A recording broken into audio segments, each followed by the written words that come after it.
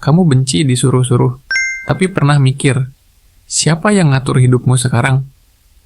Aku tahu, pertanyaan ini agak nyelekit, karena kita semua pengen merasa bebas, pengen merasa punya kontrol atas hidup kita sendiri.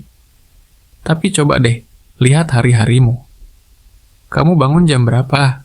Mungkin karena bos nyuruh masuk jam segini. Kamu beli apa? Mungkin karena iklan bilang kamu butuh ini. Kamu scroll berapa lama? Mungkin karena algoritma tahu persis gimana bikin kamu stay. Kamu ngabisin duit buat apa?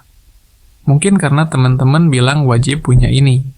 Dan di akhir bulan, kamu ngeluh gaji nggak cukup, hidup monoton, atau merasa terjebak di rutinitas yang sama terus. Terus kamu bilang, kapan ya aku bisa bebas? Padahal pertanyaannya bukan kapan, tapi gimana? Yang ironis adalah, kita hidup di zaman yang katanya paling bebas dalam sejarah manusia. Kita bisa pilih apa yang mau dimakan, mau kerja di mana, mau tinggal di mana.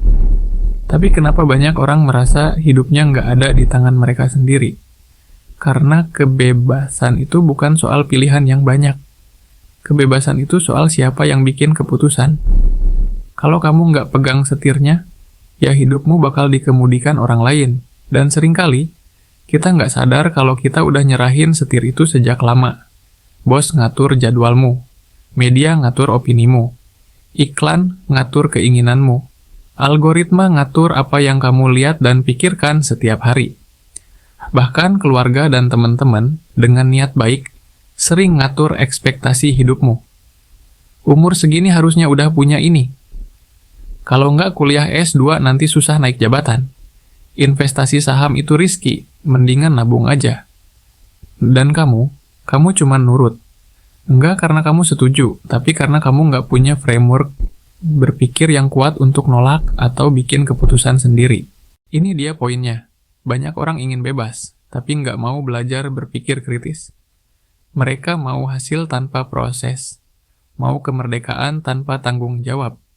Padahal, setiap hari kita dihadapkan pada pertanyaan fundamental. Apakah kamu yang mikir, atau kamu yang dipikirkan?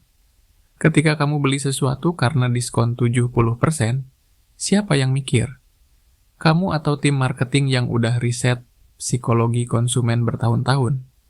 Ketika kamu marah gara-gara baca berita atau postingan di medsos, siapa yang mikir? Kamu atau algoritma yang tahu persis konten apa yang bikin engagement tinggi? Ketika kamu ambil keputusan karir, siapa yang mikir?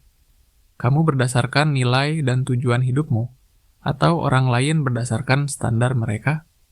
Tanpa kemampuan berpikir kritis, kamu cuman jadi boneka, bergerak sesuai tarikan tali yang dipegang orang lain. Dan yang paling menyedihkan, kamu nggak sadar kalau kamu sedang ditarik. Sekarang, mari kita bicara tentang realitas yang paling kasar. Uang. Aku tahu topik ini sering bikin orang nggak nyaman. Hidup nggak cuma soal uang kok. Betul. Tapi coba jawab jujur. Berapa banyak keputusan hidupmu yang terpaksa kamu ambil karena faktor finansial? Kerja di tempat yang kamu nggak suka karena butuh gaji. Nggak bisa ambil cuti karena takut potong gaji. Nggak bisa pindah kota karena nggak ada saving. Nggak bisa tolak lembur karena butuh uang overtime. Nggak bisa ambil risiko buka usaha karena nggak ada dana darurat. Ketika kondisi finansialmu nggak stabil, kamu jadi mudah dikendalikan. Bos bisa semena-mena karena dia tahu kamu butuh kerja ini. Sistem bisa eksploitasi kamu karena kamu nggak punya pilihan lain. Makanya, keuangan pribadi bukan cuma soal menabung atau investasi. Keuangan pribadi adalah fondasi penting agar kamu nggak jadi budak sistem. Dengan kondisi finansial yang sehat, kamu punya leverage untuk bilang tidak. Kamu punya opsi untuk memilih. Kamu punya keberanian untuk ambil risiko yang calculated. Tapi ini nggak terjadi secara otomatis. Ini butuh literasi finansial, butuh disiplin, butuh planning jangka panjang. Dan yang paling penting, butuh kemampuan berpikir logis untuk nggak terjebak lifestyle inflation, debt trap, atau FOMO investing. Jadi gimana cara membangun otonomi sejati? Pertama, akui kalau selama ini kamu mungkin belum sepenuhnya pegang kendali atas hidupmu. Ini nggak memalukan. Ini honest self-assessment. Kedua, mulai belajar berpikir kritis. Setiap ada keputusan, tanya dulu. Kenapa aku mau ini? Siapa yang bilang ini penting? Apa konsekuensi jangka panjangnya? Apakah ini sesuai dengan nilai dan tujuan hidupku? Ketiga, bangun literasi finansial. Pahami basic personal finance, budgeting, emergency fund, debt management, dan investasi. Ini bukan buat jadi kaya cepat, tapi buat punya pilihan hidup. Keempat, practice saying no. Mulai dari hal kecil. Nolak ajakan nongkrong kalau memang lagi butuh waktu sendiri.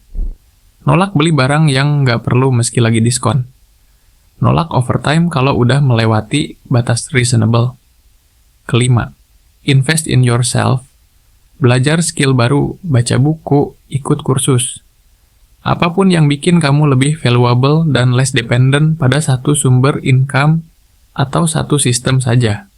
Dan yang terakhir, sabar dengan prosesnya. Otonomi itu nggak dibangun dalam semalam, tapi setiap small decision yang kamu ambil berdasarkan logika dan nilai kamu sendiri adalah satu langkah menuju kebebasan yang sesungguhnya. Aku nggak bilang ini mudah. Building otonomi itu scary, karena artinya kamu harus ambil full responsibility atas hidupmu. Nggak ada lagi yang bisa kamu salahkan.